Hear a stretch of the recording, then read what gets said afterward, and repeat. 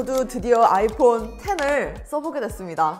내가 슈퍼 레티나 디스플레이라고 강력하게 외치고 있는 박스를 얼른 뜯어볼게요. 저는 또 애플 키노트 행사에서 미리 봤었고 또 짧은 시간이었지만 아주 짧은 순간에 만져도 봤기 때문에 그렇게 뭐 크게 새롭고 뭐 엄청 와 하고 그럴 것 같진 않아요.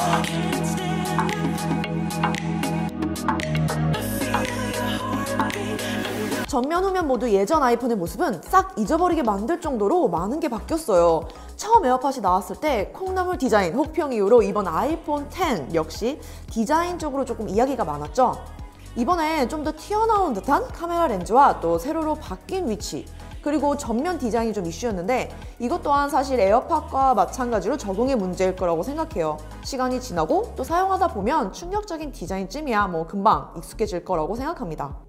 그런데 푹 들어간 이 부분은 못생긴 걸 떠나서 뭔가 보면 볼수록 핸드폰 모형 스티커를 앞에 붙여놓은 느낌이에요. 그래서 손으로 떼낼 수 있을 것 같은? 이런 디자인 변화 때문에 놓치고 갈 수 있는 아름답게 변한 부분도 분명히 있어요. 디스플레이를 감싸고 있는 하드웨어 곡선이 전면에서 그리고 옆면으로 또 뒤로 따라 들어가는 부분까지 마치 하나의 곡선, 부드러운 선처럼 아름답게 이어졌구나 라는 느낌을 받을 수 있습니다. 이번 아이폰 10은 오로지 두 가지 색상, 실버와 스페이스 그레이로만 되어 있는데 색상에서는 뭐 특별히 새롭게 느껴질 만한 건 없어요. 하지만 이런 전체 하드웨어를 감싸고 있는 부드러운 곡선들의 마무리가 후면 글래스와 합쳐져서 아이폰 8과 마찬가지로 이번 모델을 조금 더 고급스럽게 보이는데 한몫하지 않나 생각합니다. 그리고 저는 이 아이폰 10 사이즈가 정말 마음에 드는 게 저와 같이 플러스의 큰 사이즈를 선호하지 않지만 카메라, 인물 모드를 사용하고 싶어서 플러스를 선택하신 분들이라면 이 아이폰 10 사이즈는 정말 마음에 들 것 같아요. 최근에 플러스만 사용하다가 이거를 딱 집어보니까 손 안에 싹 들어오는 느낌? 뭔가 많이 작아진 듯한 느낌이 있어요. 하지만 8보다는 살짝 크고 좀 길어졌다고 해야 되나? 그리고 플러스보다는 확연히 작아진 이번 사이즈는 저는 개인적으로 아주 마음에 드는 부분 중 하나입니다. 제가 얼마 전 보게 된 LG OLED TV 광고가 있는데 그 1분 광고 동안 오로지 컬러 블랙을 강조만 해요. 그러다가 마지막에 블랙의 완성으로 세상 모든 컬러가 정확해지다 라고 마지막 문구가 나오는데 제가 이 카피를 언급하는 이유는 이번 아이폰 10 역시 모든 색의 원천이라고 말하는 그 블랙, 진짜 블랙을 나타내고 있습니다.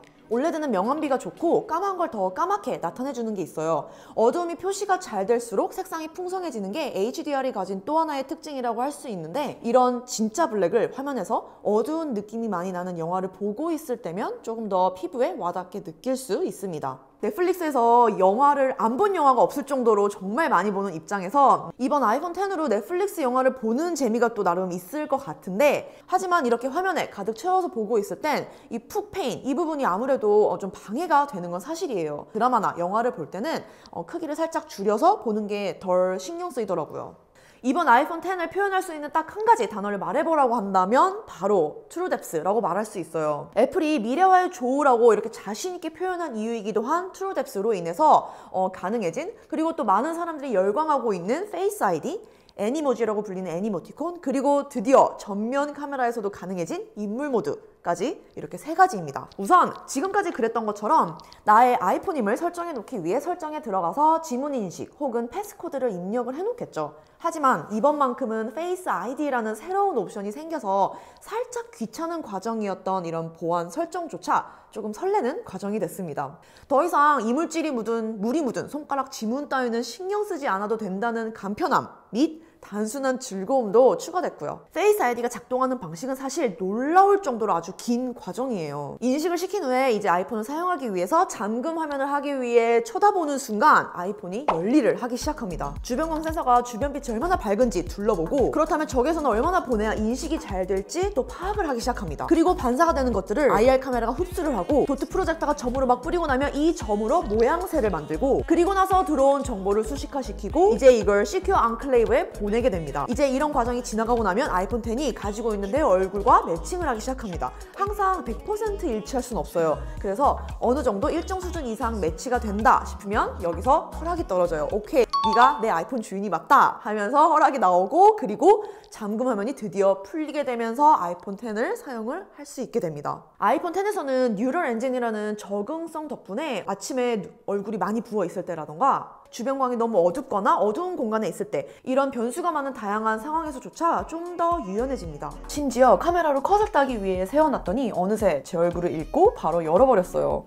페이스 아이디의 매력은 밝거나 어둡거나 어떤 모습을 하던지 사람도 못 알아볼 정도의 변화가 아니라면 생활 속에서 자연스럽고 편하게 사용할 수 있는 제일 쉬운 잠금 해제 방법인 것 같아요.